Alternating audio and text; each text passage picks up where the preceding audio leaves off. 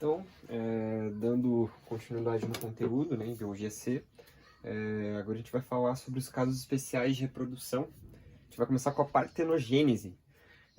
Partenos significa virgem e gênesis é origem. Então é uma origem virgem. A gente vai ver o motivo.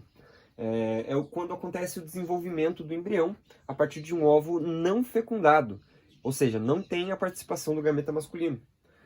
É uma alternativa, né?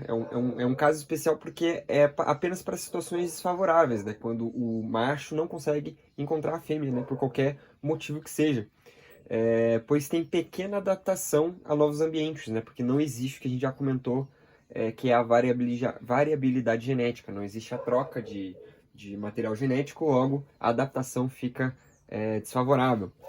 Ele é natural em abelhas, zangões, pulgões, alguns tipos de besouro, formigas, vespas, alguns tipos de crustáceo e alguns tipos de vertebrados.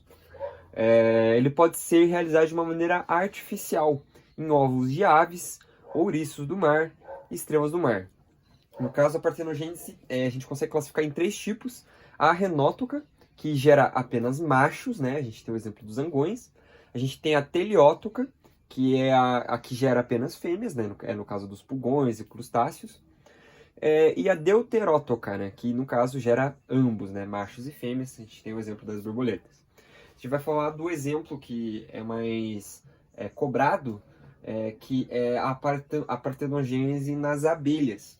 Então a gente, no caso, tem os óvulos que são fecundados, geram fêmeas, né? 2 N's.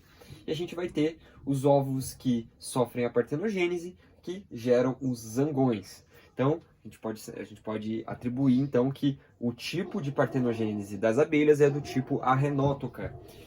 No caso, a abelha rainha, né, pode se reproduzir sexuadamente e sempre gerar fêmeas, né? Então, no caso, sempre vai gerar esse tipo de descendente, ou por partenogênese, que sempre vai gerar zangões. Então, no caso, a alteração desse tipo de reprodução a gente chama de heterogonia.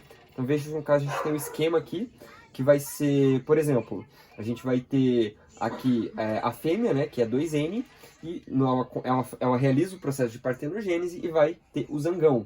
Mas, no caso, ela pode liberar, né, no caso, que seria o óvulo, o N, né, e fazer a fecundação. E nesse caso aqui, né, que faria a fecundação com outro óvulo masculino, a gente teria ou uma rainha ou uma operária.